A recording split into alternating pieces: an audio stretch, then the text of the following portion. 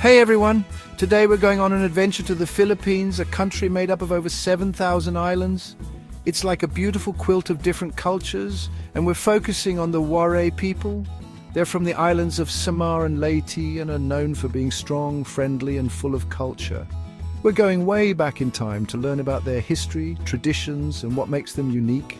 Get ready to explore their past, from their ancient ancestors to their awesome festivals and yummy food. We'll also see how they've overcome challenges like the arrival of the Spanish and the difficulties of World War II. This isn't just a history lesson, it's a celebration of the Waray people, their strength and the amazing culture they share with the world. Our journey starts long before anyone had even heard of Europe. We're talking about the Waray people's ancestors, the Austronesians. These incredible seafarers traveled all the way from Taiwan across the Pacific Ocean. Can you imagine sailing that far? When they reached Samar and Leyte, they started a culture that's still going strong today. These early settlers were amazing at sailing and farming. They built their homes by the sea and rivers, living in harmony with nature.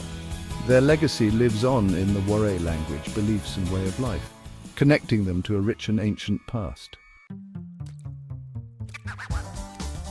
Before big ships from Spain ever showed up, the islands of Samar and Leyte were thriving. The Waray people believed in spirits called Diwata that lived in the land, sea and sky.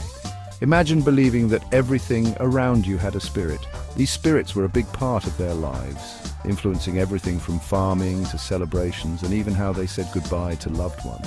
Fishing wasn't just about food, it was a sacred ritual. They made offerings, said prayers, and performed ceremonies to ask the spirits for a good catch and to keep the sea happy. This deep respect for nature showed how connected they felt to the world around them. In the 1500s, everything changed when Spanish ships arrived in the Philippines. This was a big deal for the Waray people. The Spanish brought their power and their religion, Catholicism, which changed the beliefs and traditions of the islands. While some of the old ways continued, many people started following Catholicism.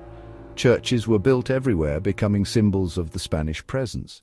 Even though the change was sometimes forced, it became a part of Waray culture, influencing their beliefs and traditions even today. Just when things seemed to settle, the Spanish left and the Americans arrived in the late 1800s. The Americans brought new ways of governing, education and building things. English became important, adding to the languages spoken in Samar and Leyte. The Waray people, always adaptable, learned to live with these changes while holding on to their own culture. But then World War II started, and everything became difficult. The Japanese occupied the Philippines, and Samar and Leyte became major battlegrounds. The Battle of Leyte Gulf, one of the biggest sea battles ever, devastated the region, leaving behind physical destruction and emotional scars.